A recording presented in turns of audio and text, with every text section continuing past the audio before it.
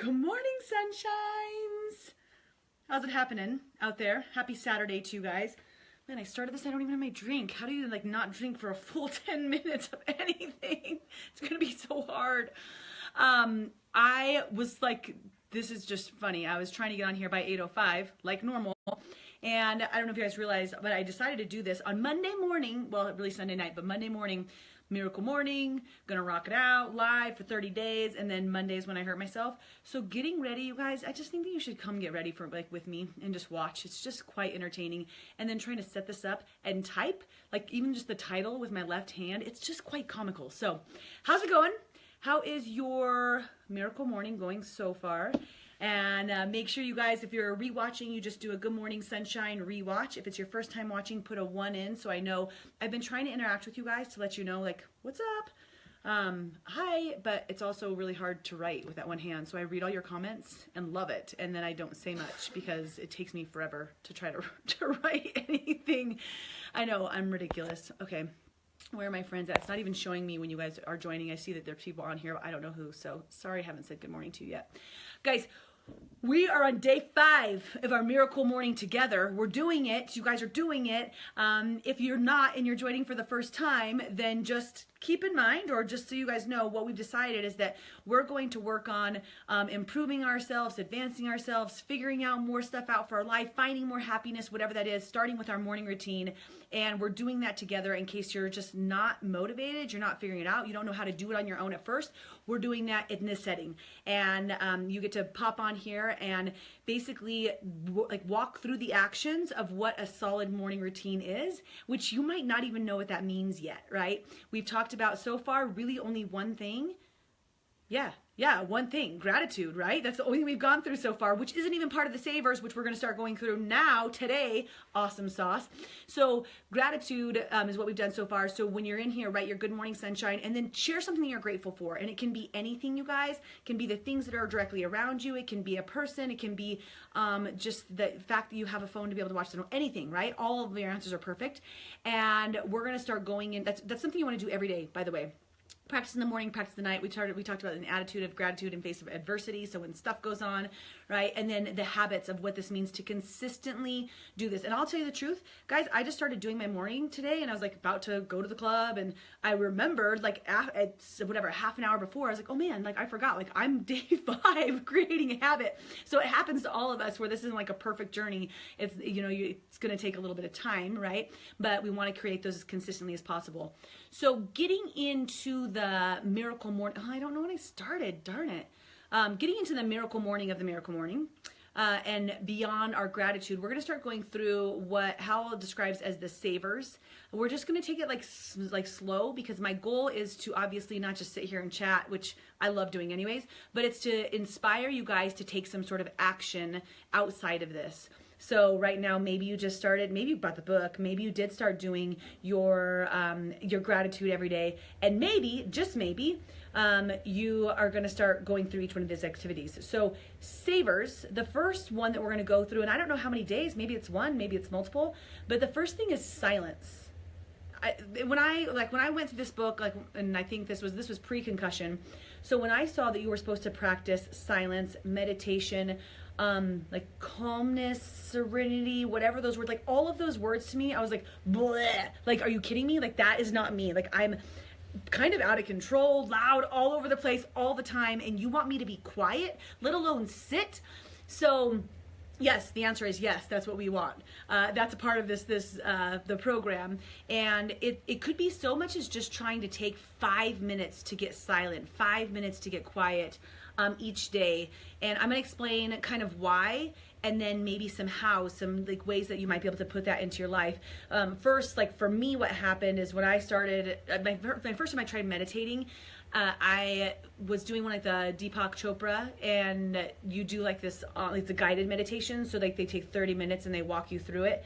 And I did it while I was out on a run, and I was like, well, that's not what you're supposed to do. Like, I'm not even being still, right? But it was perfect. It was perfect for me. And it's perfect for a lot of people. Like meditation inactivity is completely fine. Like it doesn't mean that you have to just like be sitting there not moving at all. Although I've learned to do that now. My phone has been a real hoobaloo. Oh Now I can finally see people. Like, I don't think I was even connected for the rest of the time. Whatever, it's fine. John, I'm not sure if I was connected the rest of the time or because I'm starting to see people coming. Anyways, so for me, like running and actually like listening to a guided meditation to try to figure that out, that was a perfect start for me, right? It got to the point where I didn't need the guided meditation, where I could literally just go out, no music, and clear my mind and just be with myself with no other thoughts. And if you guys haven't tried this, like it's not gonna, like, at first I don't know what I pictured. Like I pictured me like sitting, you know, like this, mom, and like that I had like everything, like I don't know, I put so much pressure on meditation that I didn't do it because I was like, I'm not doing it right anyway, so I'm not gonna do it. That's not what you want to do. You want to figure out what works for you. So going out and running for me worked, right? And in that, it was like, honestly, for me, the biggest thing that I talk about to people is the finding a clearing in your life so you can just be with yourself. And that might be like no thoughts, like when you can get to having like no thoughts, that's awesome, when you can really just be. But it might also be where you're like just thinking with just yourself, right? And trying to push away whatever thoughts are coming in. And in order to like create or find new space or like discover some things about yourself, about what you might want to achieve, what you might want to do, you have to find some clearing in your mind. Because for all of us, I think that we, like most of us, live busy lives, right? You ask somebody how you're doing, like, oh, I'm busy, like busy good, but like, what does busy mean, right? But all of us are so busy all the time, and there's stuff going through our head 100% of the time, like nonstop, right? You wake up, and I've talked about this before, like immediately the kids need something, you need to do something, you got to get ready for work, maybe you're already 5 minutes running behind, you got to cook breakfast, you got to pack lunches, you get to the office, there's phone calls, there's emails, you get home, you got to take the kids to practice. Like, it doesn't stop, and you never just get to chill out.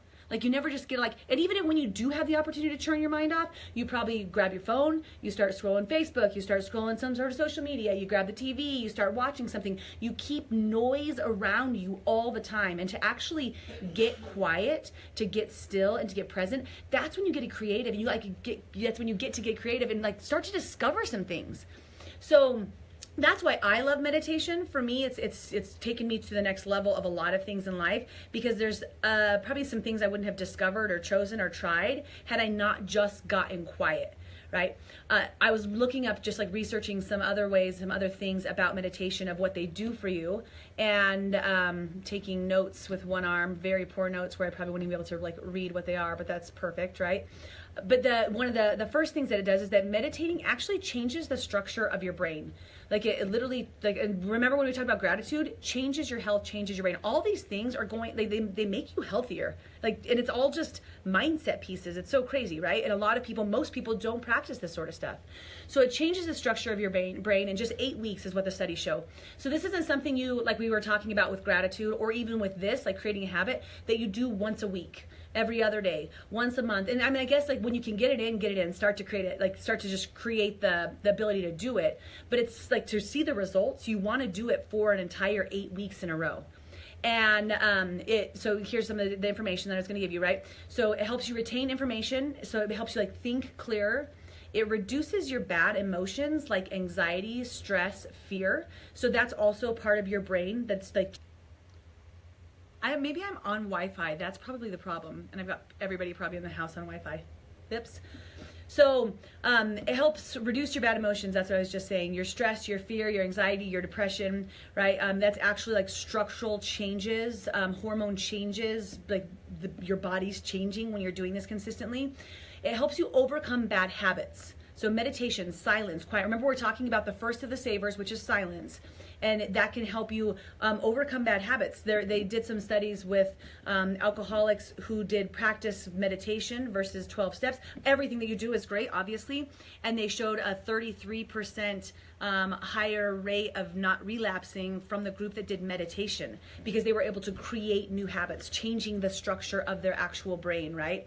It helps you concentrate and focus, which is awesome for most of us. If you're anything like me, you need that in your life, right?